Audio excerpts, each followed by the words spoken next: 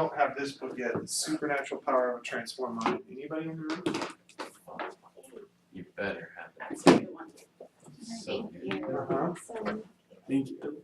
That is Thank you. You're welcome.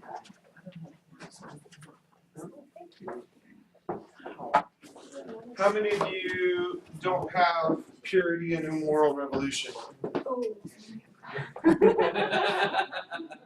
It has a new cover now, but it's still the same story. Can you grab another one? How many more? How many more Moral Revolutions? Just one? Okay. Yeah, if Andrew needs one too. How many of you don't have Developing a Supernatural Lifestyle? Maybe a couple more.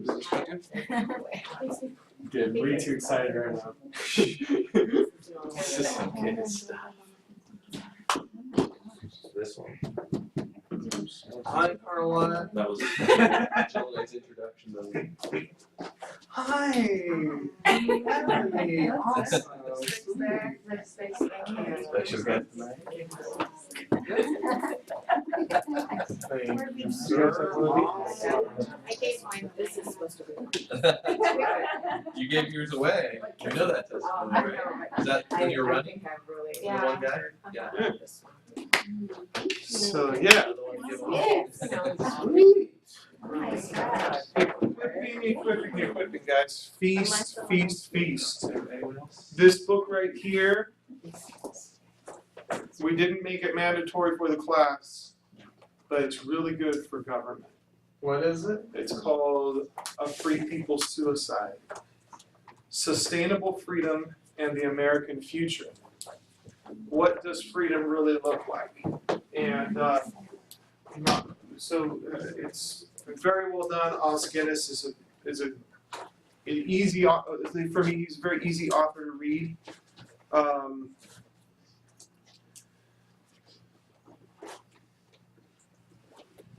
read a quote here. What's the sound? What's the name of it again? It's called A Free People's Suicide. By Os Guinness. O-S Guinness. like the beer. Mm-hmm. Close to being out the door. 1301 on it. Like any free people, Americans should never be naive and can never trust in freedom itself. For freedom alone cannot bear the weight of freedom. This is why freedom has a chronic habit of undermining and destroying itself. Again and again, more is less. Too much of a good thing becomes a bad thing in one of three ways. One, when freedom runs to excess and breeds permissiveness and license. Okay? Yeah. Two, when freedom so longs for its own security that its love of security undermines freedom. Oh, that's a wow. The dangers of life are infinite, Goethe said, and among them is safety. Yeah. Number three, when freedom becomes so caught up in its own glory that it justifies anything and everything done in its name, even such things as torture that contradict freedom. Yeah. Food for thought, that's just in the first chapter. Amazing book. And if we understand that government, the power of government, and even the way that the kingdom works, we understand that he who the Son sets free is free indeed, because when you're set free in the Son, you're also anchored in responsibility. It's impossible to be in the Son without taking responsibility for you first and submitting it to him. So freedom without responsibility is not true freedom, and it's not sustainable. Right? Anyways, it's just a couple brief thoughts on the side things. So, okay. We're just going to take about 15 minutes here before we turn it over to Carlette and apologetics. And one of the things we're going to do is this week and next week, we're going to mix in a little bit of just digestion as a class, things that God's teaching us, processing out what are the things, what are some of the principles, what are some of the pillars that are getting established in our life over the last 2 months, almost 3 months now. Or I should say, let's see, February, March, no, 2 months, right? And then as we're discussing some of that stuff, do maybe a little bit of coaching within the next 2 weeks. We're going to do apologetics the next 2 weeks. We just scratched the surface on apologetics, and so we need to continue to go into this. So this week and next week will be that. The following week will be Tracy. Pastor Tracy will be here Tuesday and Wednesday night. Wow. So you guys get him Tuesday and Wednesday night for we're just gonna have some fun. So get ready. Put And then Thursday, Friday, Saturday. Thursday, Friday, and Saturday, the Freedom Encounter, which I know none of y'all want to go to that, but I'm gonna be there. Yeah, and bring friends, guys. He was messaging me a couple days ago. He says, "We are so excited about San Diego. I could feel the power already for San Diego." He said, "There's going to be power released." So, bring sick people, bring people in bondage, bring yourself, right? And we're going to have some fun. So I just want to get you guys stirred up over the next, and then we're in the home stretch. The following week, we're the missions. I think it would be good for maybe to have some kind of a get together for all the students that aren't going on the missions trip, the off week, because momentum's created every time we're together. And when you take a week off like this last week, that's good towards the middle. But to do it within 1 week and then 1 week off 2 weeks later, I think you could lose some momentum. Intentional gathering. Even if everybody who is left came on Thursday night for when Adrian's doing what he's doing and just gave a surge for life groups, it would be phenomenal. Okay? By the way, Yeah. I was there on Thursday because I wanted to be, and it was really cool. Well, I at that moment where you just realize something, my program closed, and I'm glad you didn't get too far into the notes because I just opened it. Everything that like my medicine that I did is gone. It's been raptured into heaven. So. It's in heaven. Okay, guys. So we did family reformation, and we took the first month just talking about sonship and knowing who you are. And we've been doing apologetics. We're just giving you highlights here because we've done a lot. We have of course, the metascribing, praying in the Spirit. We've had one deliverance time. Okay, here's just some highlights. Talk to me. What are the things that have stood out to you so far in the school?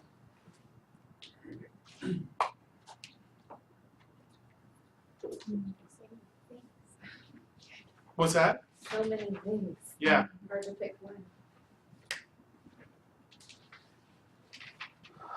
The disciplines of metascribing and speaking in tongues, Yeah. like writing truth on your own heart.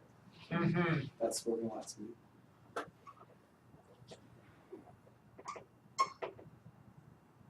Learning how to hear the Holy Spirit for all kinds of things. Mm-hmm.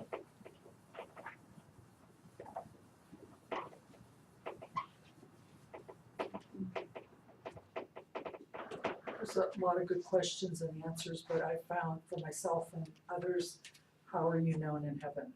Mm-hmm. That to me, that just becomes a plumb line to life. Mm-hmm.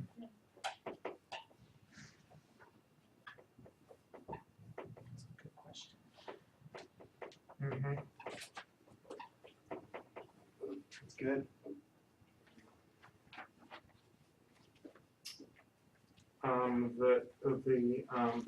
That 15 minutes, that time, I'm learning how to make that just like the most important thing that I do. It's like it's not there yet, but it's like closer to being there. And Yeah.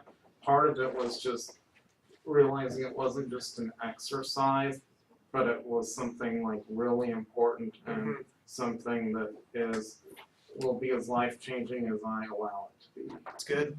Yeah, that's right. That's right.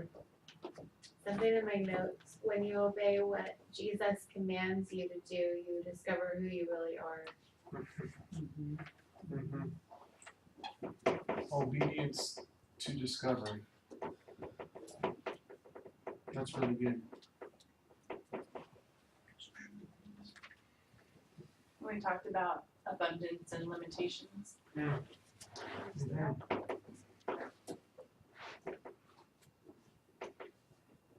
In particular, what does abundance look like for you, and in tandem with your influence, just thinking about that Mm-hmm. differently than I had. Yeah. That's really good. Have you noticed that it's one thing to believe God for $1 million just because it's $1 million. But when you can see a vision that requires $1 million, it makes a difference, right? Yeah. It could be $10. You know, it's like believing for the substance that costs $10 or $1 million is less important how much it is, and more important if it's your assignment, right? Yeah. Because it's the things connected to your assignment. You need to know what you need for that. Yeah. You need to know what God needs you to have, Yeah. not what you think you need to have. It's not about you. It's really good. It's really good. I've, I think appreciated and grown from everything, but on the way here I was thinking how grateful I was that you had us do what you called train prophecy. Mm-hmm. That was Yeah. amazing.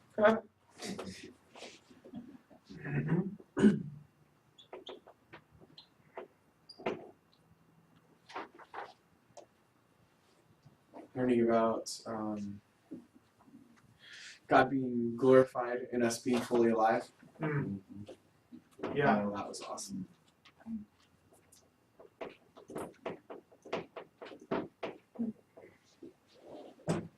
I would say God, that we're in a battle, and that's not just accentuated on Sundays with the 3 battlegrounds, but with that first book we did, and just how God didn't just leave us here to fight.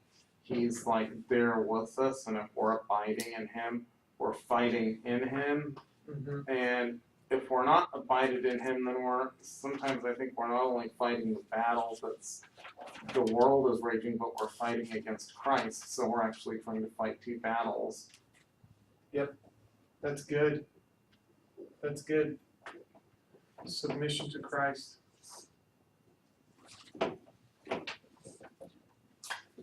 It's really good.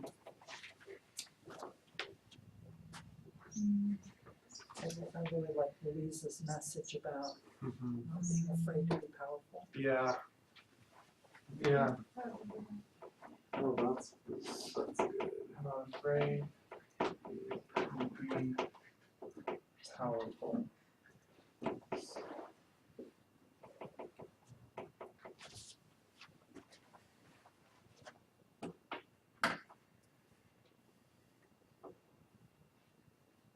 There were 2 things that stood out to me when we were talking in March about influence, Mm-hmm. and one was protect the revelation of your heart by teaching it to others. Mhm. And you have something, but not everything, that someone else needs.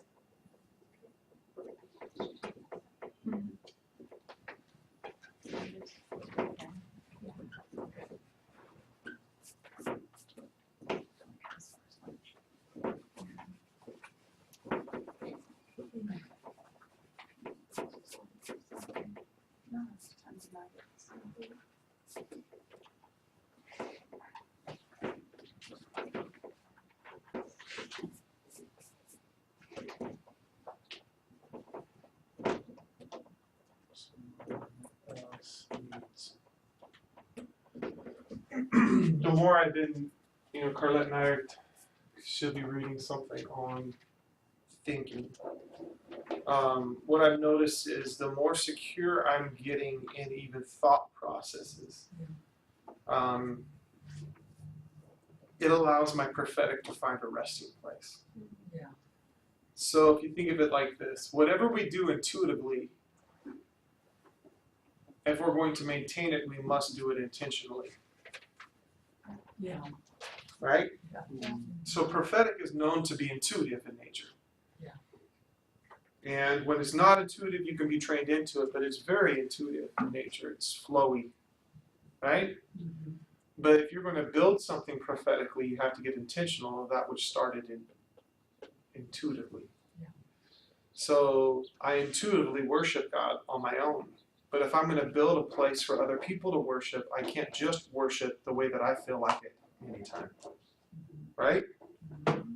So there's a level of doing something intentionally. I even in my own life, if I worship Him intuitively and I find this secret place and connection to Him, if I don't learn how to start doing it intentionally, I can stay a child in that area and be proud. Oh, I just do it intuitively. Yeah. Well, yeah, so it's hit and miss, so it's not a part of your lifestyle. And I think this is the area, I think this is why I've been hungry, and even as we've been discussing Beyond Opinion, where it takes some of the ideas of the prophetic stuff, and now you're going into, when you teach Revelation, that's how you protect it. And understanding how to teach something to this, how do you reach an unbeliever with Revelation? How do you reach a believer, and learning how to build those relationships and bridging the gaps? But this is good. We're going to ask it again next week, next Tuesday. But sometimes just rehearsing this, I don't want you just to learn in this class. I want you to learn how to learn. So the reason why I do this is because as soon as you hear each other say what you just said, guess what just happened? It goes deeper. Yeah. Yeah. And then you see it up here, and you're reading it. Oh yeah, that's what we've learned. It goes deeper. Now, you want any of these? Is there something that somebody else said? Just raise your hand if somebody else said something you're like, I'm glad they remembered that. Oh, yeah. Yeah. Okay. If you circle that in your head, right now, write it down. The one that you are glad that somebody else remembered, write it down. And then you have a conversation with somebody about it when we go into small groups tonight. Make sense? Or you have a conversation with somebody about it tomorrow night in small groups. But you have a conversation at some point this week about the thing that you were glad you remembered. And then in the conversation, this is how I shove it into my heart. I will find somebody, I will look for an opportunity. It's like I hear this amazing sermon, or I read this revelation, or I think of this, and I'm just waiting, right? I'm just biting at the bit. And I like just in the middle of some conversation, it won't even be a nice segue. I'll just be taught, all of a sudden I'll just bring it up, the revelation. Because if I can engage in a conversation with somebody about it, it just went deeper. Right. Yes. Right? Yeah. So pick one thing out of this that somebody else thought of, not you. Because the thing that you thought of, it just coming out of your mouth right now will stick. Okay? The thing that somebody else thought of, and have a conversation with somebody in the class this week on that subject. Could you say what the last one is? Because I can't quite read it. You have something, but not everything for someone else that somebody else needs. Yeah, it's just understanding that you play a part in other people's lives, but not every part. And that frees us up, right? Is you can give your edge because God's given you something for somebody without feeling that you have to be everything for them. And it allows you to give without feeling like you're going to be swamped by giving. Mm-hmm. And man, this is even with very close friends, even with your spouse, and your kids, and you have something to give them, but not everything. And that's safe. It's helped me enjoy life a lot more than before I understood that. Okay, so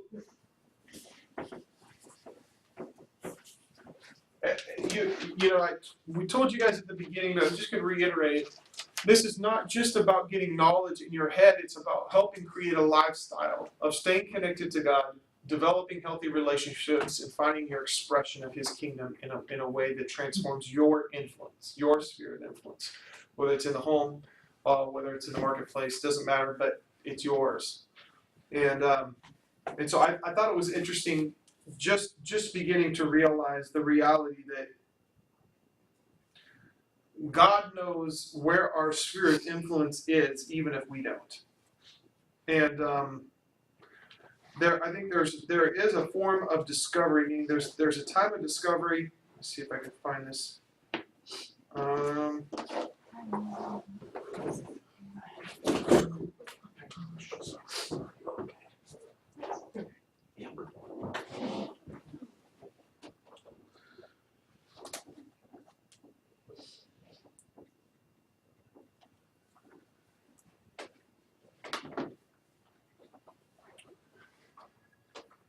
Taking pictures of Craig. Yes, I am. I'm like the new photographer. Mm-hmm. I love this. It says, I'll send it to anybody that wants. Psalm 33. Thanks. I'm going to turn this over to Carlette here. Psalm 33. Let me see if I can find this.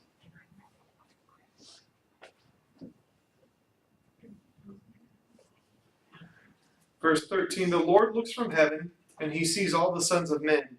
From the place of His dwelling, He looks on all the inhabitants of the earth. Who are the sons of men? Who are the inhabitants of the earth? Okay. He fashions their hearts individually. He considers all their works. So I just want you to remember, you're a part of a greater body than just you.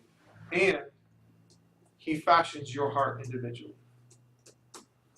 And we must hold on to both. So one of the things that we're even talking to the leadership in the church about is understanding how do you build a culture that celebrates individuality and is a part of a collective whole simultaneously. How do you celebrate? Our passion is to see every person in the awakening functioning in their gift, functioning in their assignment, and expressing themselves in a way that they are full of joy, fully alive in the glory of God. And at the same time, how to teach them to sacrifice if it's required so that other people can do that. Mm-hmm. Does that make sense? Yeah. So like Carlette and I, we want Bill and Sophia to be raised in a home where they get to show up in all their glory. And we're preparing them and saying, you know, what is your passions? And we want them to have room to expand and grow and flourish and shine. And at the same time, we want to teach them life isn't about you, it's about you loving others. Simultaneously. Make sense? So it's understanding that how do we hold both of those at the same time? Only in love. Love allows us to say, loving ourselves and loving our neighbor, loving God. It allows us to stay humble enough to say, well, I might not be doing everything that I'm called to do and designed to do right now because I'm serving other people so that they can. And there's a proper way to do that. Make sense?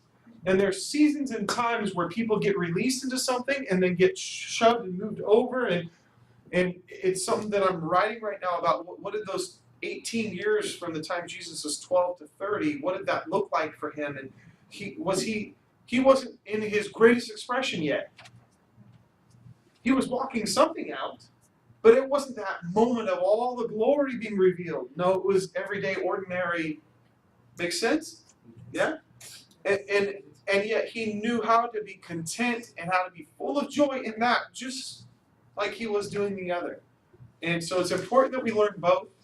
And so one of the things that we just really want to train into is a lifestyle of learning about yourself, learning about how to express that, but at the same time understanding that we are here to serve humanity, not for humanity to serve us. We are here to serve the world. We have to have a crazy kind of authority to do that. Right? We have to have authority over the demonic to serve the world properly. Authority over sickness to serve the world properly. Over poverty to serve the world properly. Increase your authority, serve the world. So, just want to keep that in your head. And that's it for me today. Come on up, Nips. Did you need this up here? No, it's not cute. You don't want the whiteboard. No, I don't. How can you not want the whiteboard? She has a different style. I have a different style. Good evening. Good How are you guys? Hey, Hey, welcome back. thank you. All right. Today we're going to start in John 18.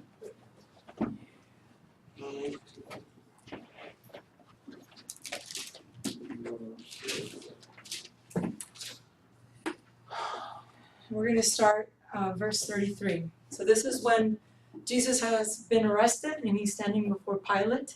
By the way, has anybody seen the new AD show? No. I have to say, two have passed and I am pleasantly surprised.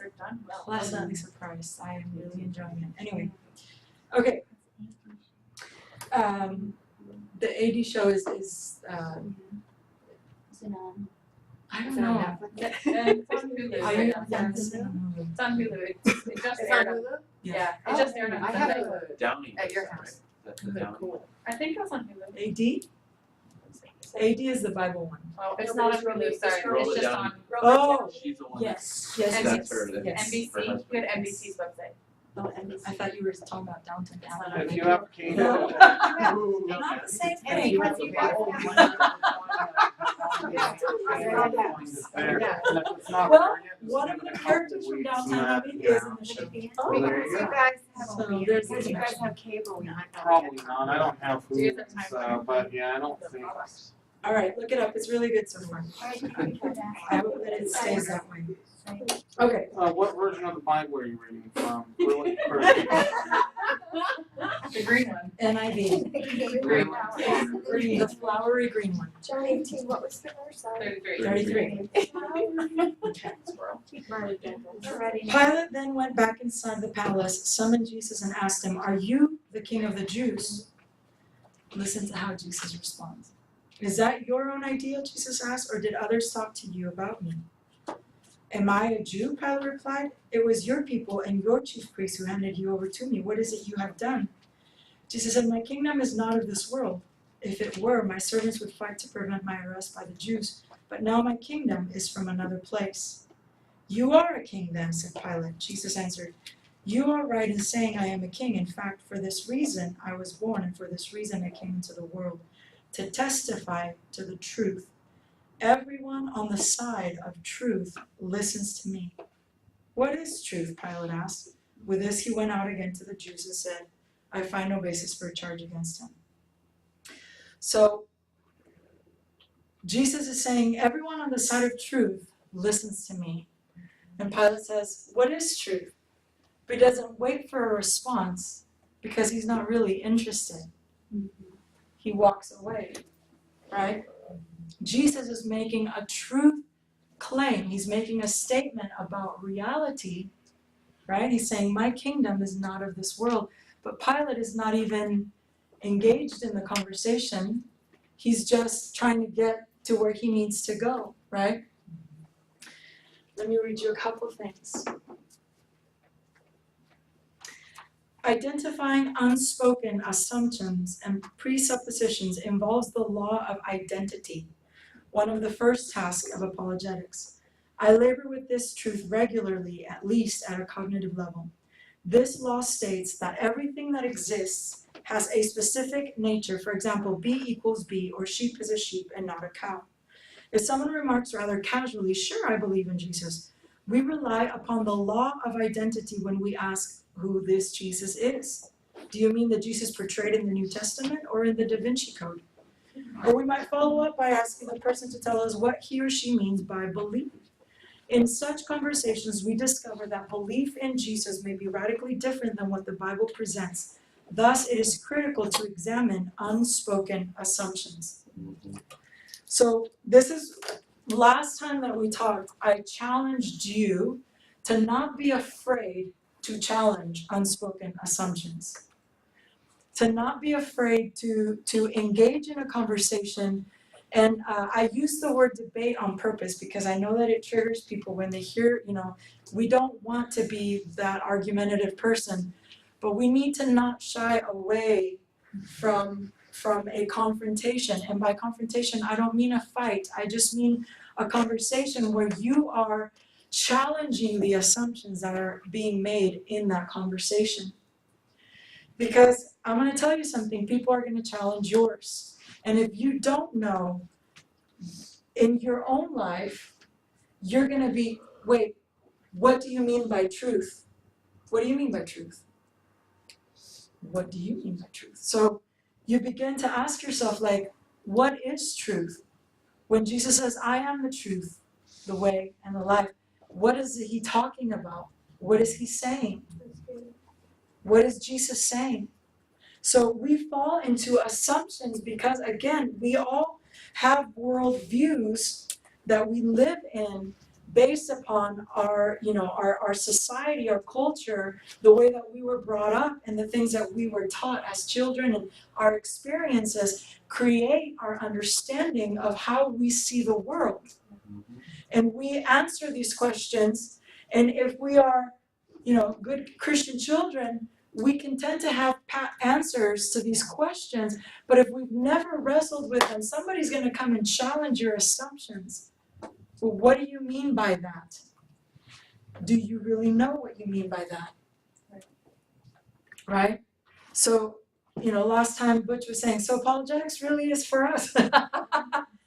I believe that it is very important for us to understand how to think through these things if we want to be witnesses to the truths that we are proclaiming. Otherwise, we will sound like the parrot, like the guy that we read who quoted Schaeffer, and every answer was just Schaeffer. We will just sound like we are parroting these things. They haven't become flesh in us. There's a verse in the Bible where Paul is saying, he's writing to them and he's saying, you have become our letters, living epistles. Living epistles. You are the word of God to the people around you. We've talked about how some, there's 5 gospels, right? Matthew, Mark, Luke, John, and you. And some people will only read the last one, right? You have become living epistles. You have become the living Bible to the people around you. That means that you can't just memorize it, though I think memorization is a good thing, but it has to be internalized. You have to chew it. You have to meditate on it. You have to digest it. You have to process it. You have to ruminate on it. You have to let it become a part of your lifestyle so that when you are in these conversations, you know what you're talking about. You know what you believe and why you believe it. Right? Yep. And simultaneously, do not be afraid to challenge what people are saying. What do you mean by that? In fact, I'm going to give you an assignment for this week. And what I'm going to ask you to do is I want you to interview one person that is not a Christian. Atheist, New Ager, Mormon, Muslim, whatever. Just agnostic, undecided. And I want you to ask them these 4 questions. So I'm going to give you the categories and then I'm going to give you ways in that you can ask them. You're going to be asking about origin. Where do we come from? How did we get here? Where, what is the origin of the world? What is the origin of mankind? Like how is the world created or did it just come, So you're after origin. You're going to ask about purpose. Why are we here? Why do you believe that we're here on the planet? Are we, is everybody just here by chance? Are we here just to fulfill our own idea of what the universe looks like? Or do we have a purpose? Is there a higher purpose for us? And then you're going to ask questions about morality. Is there such a thing as absolute truth and right and wrong? How do you determine what is right or wrong?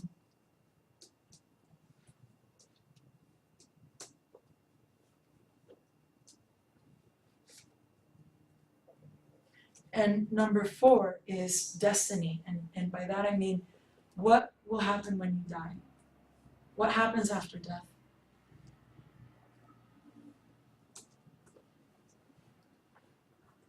Is the earth eternal, or is it going to end at some point? And you can let them know, hey, I'm in a class and I was given this assignment. It's okay if I ask you some questions. So you don't have to, but I just want you to listen. I don't want you to, in this case, I don't want you to challenge their assumptions. I don't want you to try to preach to them or try to convert them. I just want you to listen. I just want you to ask, and I want you to listen. I want you to listen, and I want you to begin to now compare and contrast what we have been reading about the different worldviews and what this person is saying. Because you will begin to notice that not everybody fits into these boxes, right? Mm-hmm. But at the same time, you will also notice, whoa, that's exactly what I read. Like, you will see things happening simultaneously as you begin to ask these questions. I just want you to ask, and then we're going to hear your stories next week. I will give you till Wednesday of next week to give you an extra day. So kind. Well done. I know how it is. Okay. I want to read you something. This book is called Quantum Glory, The Science of Heaven Invading Earth. Who's the author? Phil Mason. We've been talking about postmodernism being the context, the philosophical context in which we exist as a society in Western world, right? There are some people that are saying that we're actually more into the postmodernism, which is, if you read the description that they give, it's a lot more depressing than the postmodernism that we've studied. So I won't quote it to you, but it just continues to break down because there is no foundation for truth. But I want to present a little bit of the opposite side through what I'm going to read to you, because have you read the chapter of atheism that we assigned for today? Okay, so you remember how he talked about how atheism is the religion of modernism. Do you remember him saying that? Because modernism is set on this thought that it is this way and there is no other way, right? Now, for Christianity, that works in a sense of when we say there is only one way, right? There's only one way to God. And so modernism was a comfortable period for Christians because it just happened to agree with the way that we view the world. But postmodernism has brought both challenges and at the same time opportunities. And so he talks about how postmodernism is actually a challenge to atheism, right? You remember reading that in the book? He talks about postmodernism being a challenge to atheism because it is denying that meta-narrative and is denying that absolute way of thinking, thus creating a challenge for atheist thinkers.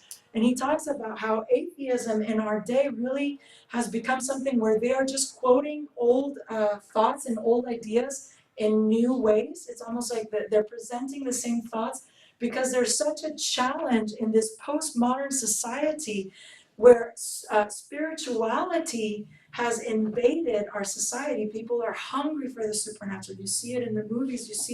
You see the rise of this question about spirituality.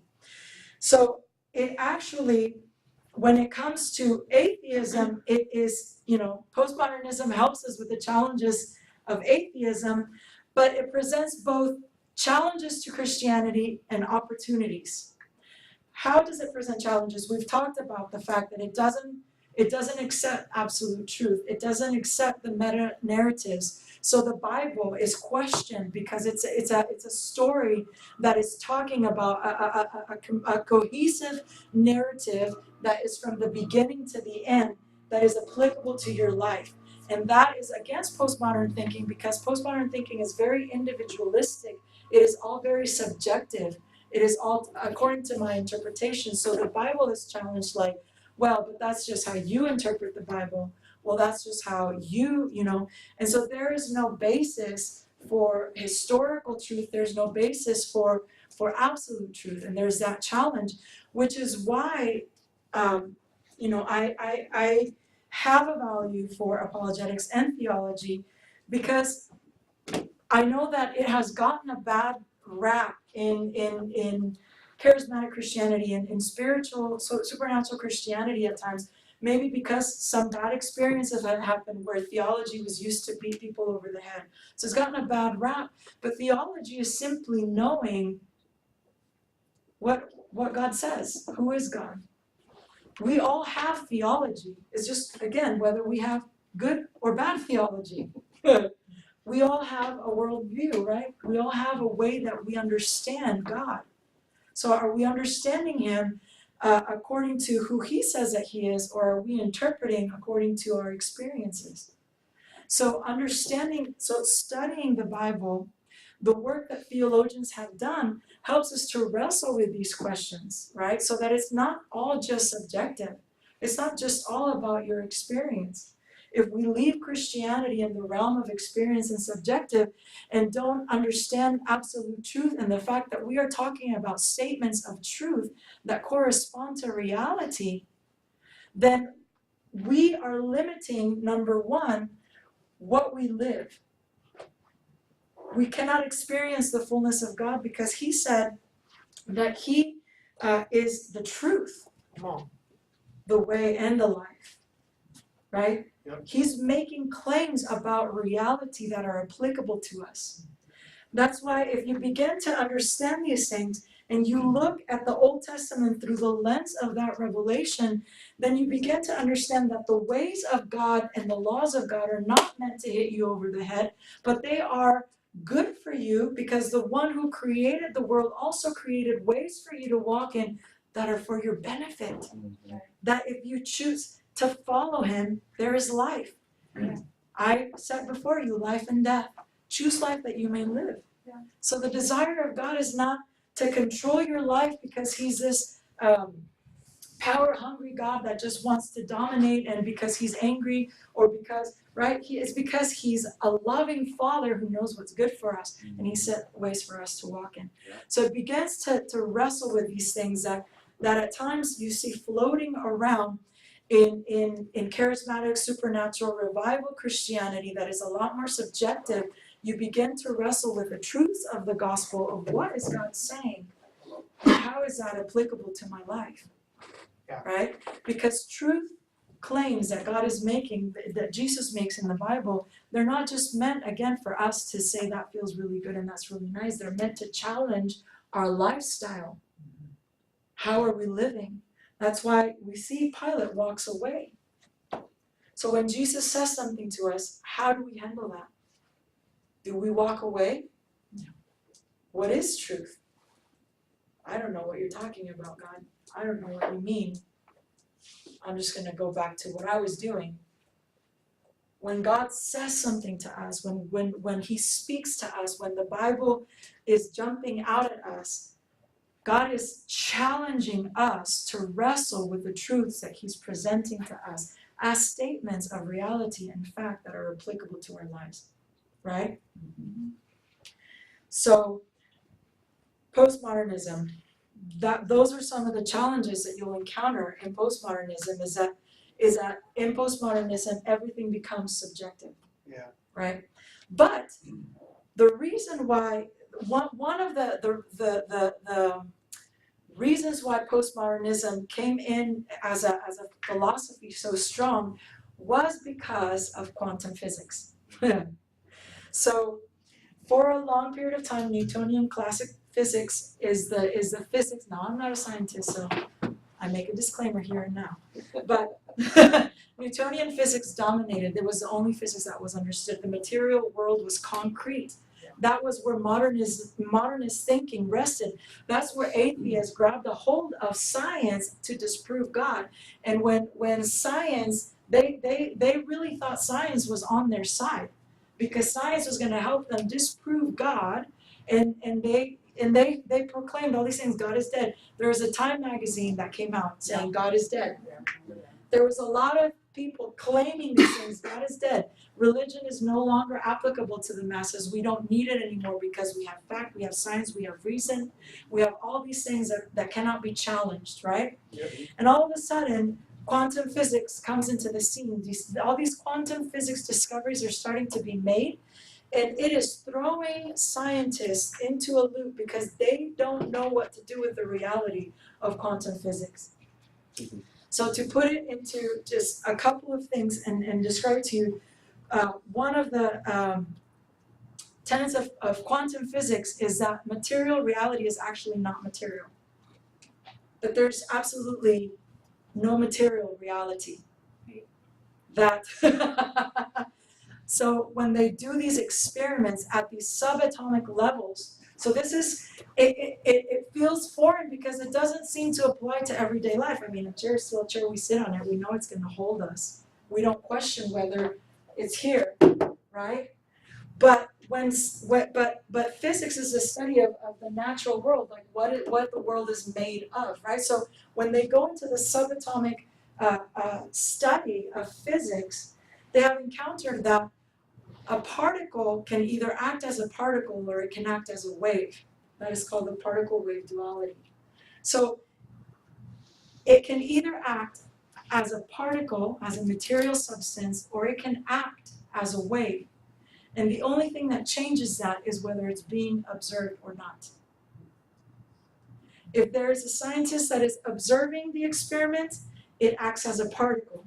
If there is no observation, it acts as a wave. Mr. White. Are you watching me? Because You are. because the way that they do the experiment, the wave leaves traces of wave patterns. Wow. The particle goes straight through. It's the double slit experiment. So the particle goes through the slit like a bullet would go through a hole, but the wave goes through like water would go through an opening. It doesn't just go like that. It spreads out, and so when it's not observed afterward, they look at the experiment and there's traces of wave activity. Okay. Yeah. Okay. So have they done things, to like really push the point, like, like do they have to leave the room or do they just have Yes. to turn their back? Oh no, they've done, okay, so here's okay. Not only is it just subject to it being observed, it doesn't respond to time, meaning. It's almost like the atom knows, the photon or the neutron knows that it's gonna be observed. Because they have done the experiment after the fact. They have this machine that observes it, and they've done the experiment and then turned it on. And it acts like it knew what was coming. It's outside of time. Yeah. Jesus. Okay. I see you, Carter. Was this experiment done before the Earth was formed and the Holy Spirit was hovering over the Earth? No. Okay. Well, But this is that why you sounds need to like read this book, because this is he makes some really interesting. Is he a scientist? No, he's actually used to be a New Ager. He was a New Age for he was a New Ager for a long time, and then when he realized, so okay, when this new physics started coming up, and the physicists were discovering these things, it messed with their sense of reality so deeply. They had no answer for it, so they turned to metaphysics to understand what they were experiencing. So they turned to metaphysics to explain physics. And a lot of them actually ended up going into Eastern mysticism because they felt that pantheism was the only thing that could explain this reality that they were experiencing. Because pantheism says that all is God. And so they're looking at these things that act like God, right? In their mind, they feel like they've discovered spirit realm. Now, these are, it's divided. There's still quantum physicists who have no, like they're just still in that modernist mindset where this is just science. Like we're not even going to think about what this means to reality. They're just in, this is science. They won't go there, right? But there's so many physicists that they were so challenged by what they were finding, they had to find an answer. But there weren't a lot of Christian thinkers who were willing to engage in the process. And so there was a vacuum that was left to Eastern mysticism, New Age, pantheism. And so, have you ever heard of the movie Quantum, the Bleep, What in the Bleep? Down the rabbit hole? What the bleep down the rabbit hole? No, it's what the bleep do we know? What the bleep do we know down Oh the yeah, rabbit hole? so that messed with me. Okay, that is quantum physics from a pantheistic worldview. That's what that is. That is quantum physics from a New Age perspective. So it's not pure quantum physics, it's quantum physics that has been given an interpretation. And so there's a lot of books that have been written that quantum physicists have gone into metaphysics, have written books that give New Agers a sense of we are right. And this is, it is now proven that we are right. Science backs New Age. This is what they claim, right? This is the claim. So you need to be aware of these things because when you get challenged about the nature of reality, if somebody has studied and read up, they're going to challenge you with the quantum physics. Have you seen the movie Interstellar? Okay. I loved that movie. Okay. No spoilers. Huh? No spoilers. No spoilers, but it was so trippy because it is the artist's interpretation of the scientists' questions about the conflict between quantum physics and relativity. So, quantum physics and relativity have not been able to cohere, and the force that is giving them trouble is gravitation. Now, don't ask me how. Again, I'm not a scientist, but they're having a hard time. Einstein's theories of relativity and quantum mechanics, there's a part where it just breaks down. The math breaks down. It doesn't work. And so, Interstellar. That's so ironic. Yeah. What the original reason they had Newtonian physics was gravity. That's what's breaking down.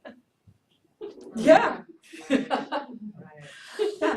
So Interstellar, I loved it because it's an artist's interpretation of this, that is, these big ideas that are out there right now in our culture. Prominent ideas that have really, really infiltrated so much of our culture. You see it everywhere. This whole new mystics, Eastern mysticism and New Age understanding of quantum physics is out there everywhere. So if you don't understand what's happening and you're not challenging these interpretations in the light of biblical revelation, then you will get swept up into the what the bleep do we know? because those are the prominent interpretations that are out there. And it starts to create this mixture in your thinking and understanding of what is God saying. So this must be God. So this, Okay, so I'm gonna read you something.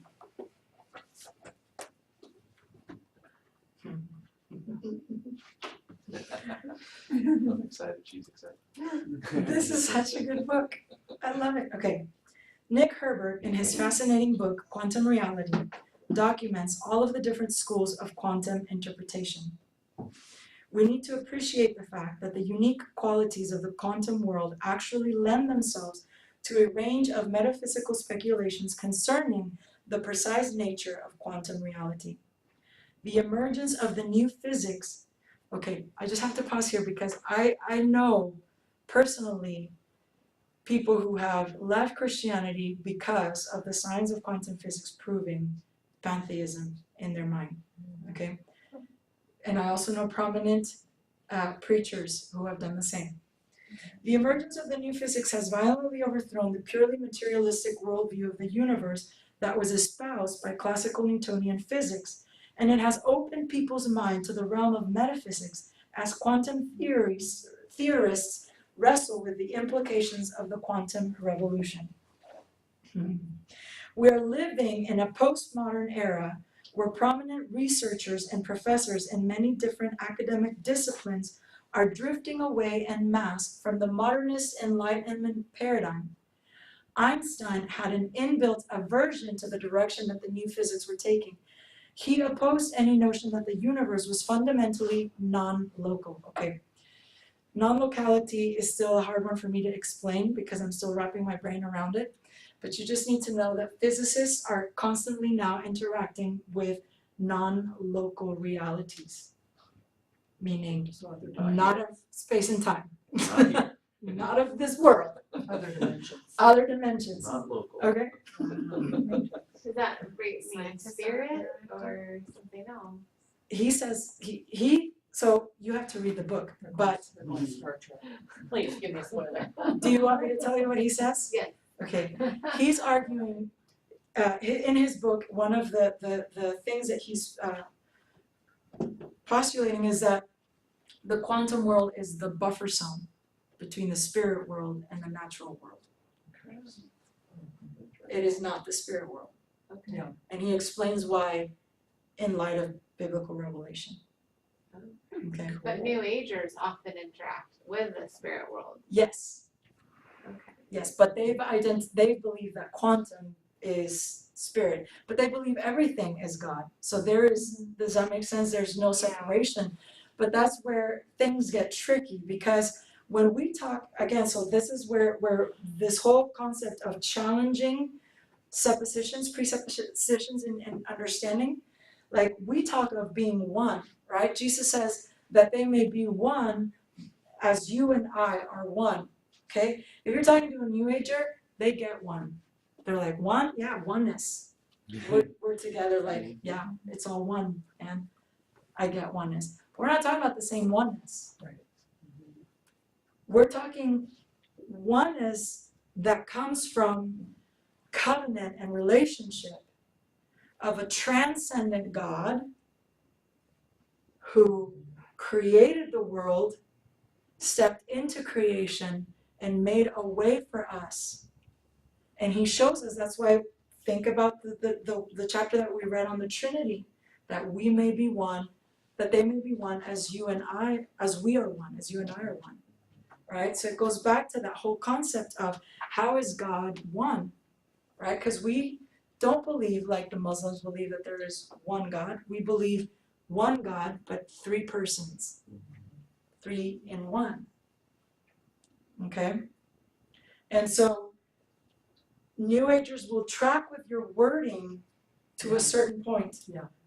Or you will track with their wording to a certain point, and all of a sudden you'll be left hanging. Oh, yeah. Yeah, when you turn it around, you're like, whoa, what just happened? We're not talking about the same oneness. They don't believe in a personal creator. They believe in a universal consciousness, right? Einstein had an inbuilt aversion to the direction that the new physics was taking. He opposed any notion that the universe was fundamentally non-local, and he clung tenaciously to the idea that the newest discoveries of quantum physics could be reconciled to his concept of relativity. Einstein, in an archetypal sense, represented modernism's last stand, and he was inevitably proven wrong by John Stuart Bell, who developed the mathematical theorem that proved that the universe was actually non-local.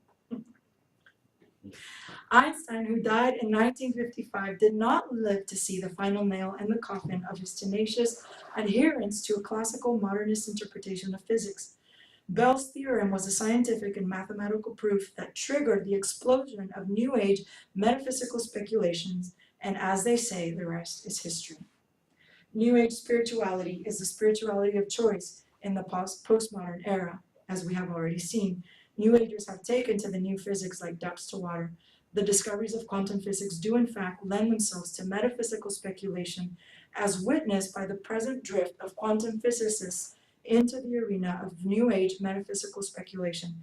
Fritjof Capra, Nick Herbert, David Bohm, Fred Alan Wolf, David Albert, John Hagelin, Amit Goswami are just a handful of prominent quantum physicists with PhDs who have turned to metaphysical speculation in their attempts to interpret the nature of quantum reality.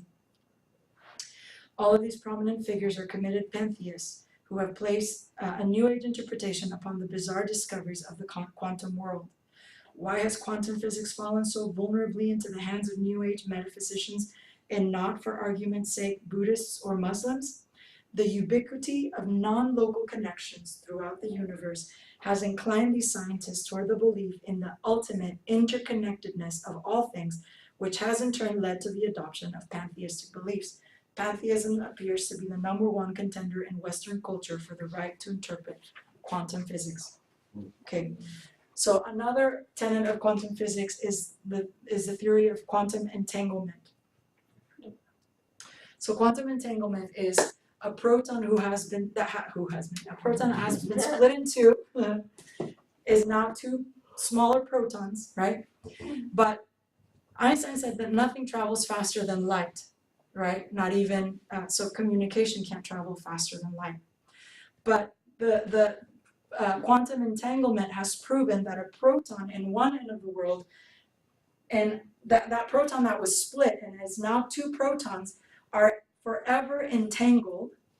And if they are separated by miles of distance, whatever happens to this proton happens simultaneously to this proton. There is no time in between the communication, so it travels faster than the speed of light. So it's just automatic. Can I share something Yes. that really was interesting to me? Is I saw a program of people who were twins, and they were separated at birth, and they had no contact with each other, didn't even know they had a twin.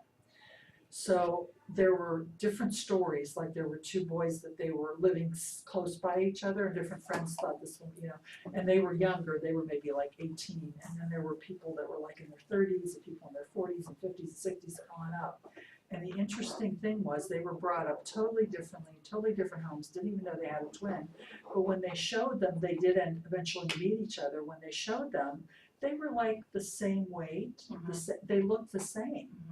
So it's like they were fed differently, they had all these differences in their life. Of course, it's a lot more complex than the protein thing, there's a lot of other factors. But it's like, I remember looking at that and going, dang, what's up with that? Yeah. Because there's something Isn't that in the there. Blake movie? Caleb, do you remember? Because I believe they talk about quantum Yeah, entanglement. it was a long time and ago. and they brought. This was they just a program about twins, Yeah. and I just remember that. I was Yeah. thinking, wow. I tell Craig that we are quantum entangled particles. This is how romantic I am. We're quantum entangled particles.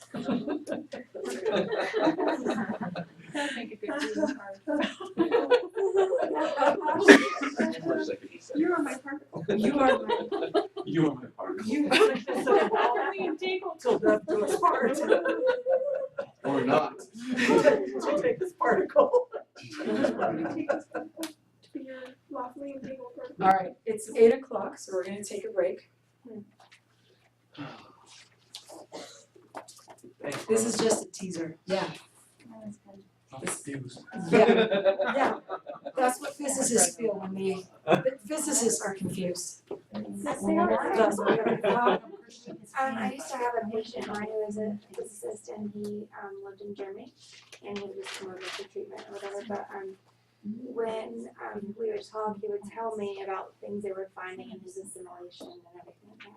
And is over in Germany they would get grants for this particular machine that they've had for X amount of years and so on. Anyway, one day he was talking about quarks, which is okay. And I thought it was really interesting the way he described it because he was clearly very atheist in how he was talking. So I'll just kind of more or less listening to him.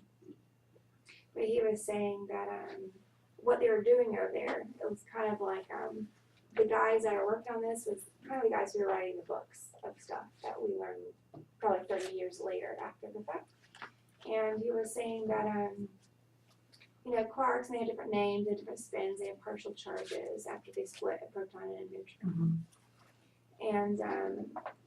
And he said at first when we discovered quarks, we didn't know what to call them, so we called them truth and beauty and different things like that because we didn't know. And he said some people wanted to call them top and bottom, but I didn't like that very much. But in fact, that is kind of one of the names. Anyway, they, at that time, there were 3 discovered ones, and they had different weights and so on. And they were in the machine where you're talking about that it goes through this series of, anyway, so it goes through this series of things. And it has different wavelengths and different whatever, and you can see, just like you were saying, where it had gone.